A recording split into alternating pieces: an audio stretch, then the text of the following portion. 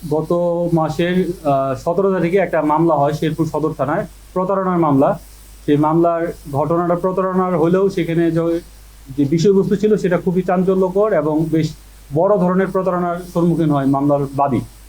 এই ঘটনাটা আমরা জানতে পারি যে ওনার একটা ছোট মেয়ে 13 বছর বয়সী, তাকে বিভিন্নভাবে কবিরাজ নামধারী কিছু লোক প্রতারণার ফাঁদ পেতে তার কাছ থেকে প্রায় 3.5 লক্ষ টাকার মতো টাকা বিকাশে এবং নগদে নিয়ে নেয়। একই সাথে 27.5 ভরি স্বর্ণালংকার তাকে প্রলুব্ধ করে তার সমস্যা সমাধানের কথা বলে নিয়ে চলে যায়। এই তথ্য পাওয়ার সাথে সাথেই আমাদের টিভির প্রধান এডিশনাল আইজিপি জনাব মোস্তফা কামাল স্যার অবগত হয়ে আমাকে সরাসরি স্যার বলে যে মামলাটা নিয়ে কাজ করার জন্য।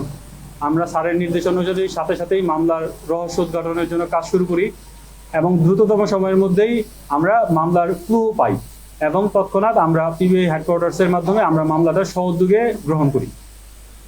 পরবর্তীতে আমরা গত 9 তারিখে শ্রীপুর গাজীপুর জেলার শ্রীপুর মাওনা থেকে এই মামলার সাথে সরাসরি জড়িত 2 জন আসামি মুসা এবং রফিককে গ্রেপ্তার করে নিয়ে আসি এবং তাদের কাছ থেকে আমরা মামলার খুব গুরুত্বপূর্ণ কিছু আলামত উদ্ধার করি যে এতে প্রতীয়মান হয় যে তারা এই ঘটনার সাথে সরাসরি সম্পৃক্ত। বাত ব্যথা, প্যারালাইসিস কিংবা আর্থ্রাইটিস, আধুনিক ফিজিওথেরাপি ও পুনর্বাসন চিকিৎসায় নির্ভরযোগ্য নাম ডিপিআরসি। তাদের সেই আলামত জব্দের পাশাপাশি আমরা তাদের জিজ্ঞাসাবাদে আজকে আমাদের যে মূল আসামি, এই ঘটনার যে মূল পরিকল্পনাকারী এবং এই ঘটনার একদম টোটালটা সে নিজে স্বর্ণালংকার নেয়া থেকে শুরু করে আর্থিক লেনদেনের বিষয়টা সে নিজেদেরই তদারকি করছে এবং নিজেই এখান থেকে স্বর্ণালংকার শেরপুর যে নিয়ে আসছে, তাকে আমরা তার নাম ঠিকানা জানতে পারি।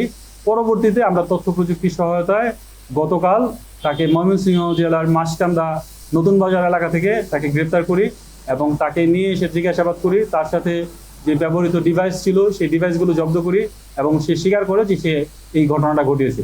পরবর্তীতে তার স্বীকারোক্তি মূলে তাকে নিয়ে অভিযান পরিচালনা করে তার বাড়ি পার্শ্ববর্তী বাগান থেকে মাটি করে এই যে প্রতারণায় যে হাতিয়ে নেওয়া প্রায় 27.5 ভরি স্বর্ণালংকারের মধ্যে 25 ভরি 9 আনা 4 রতি স্বর্ণালংকার আমরা উদ্ধার করি বাদীকে সাথে নিয়ে এবং বাদীর শনাক্ত মতে সেই স্বর্ণালংকার আমরা জব্দ তালিকা মূলে জব্দ করি।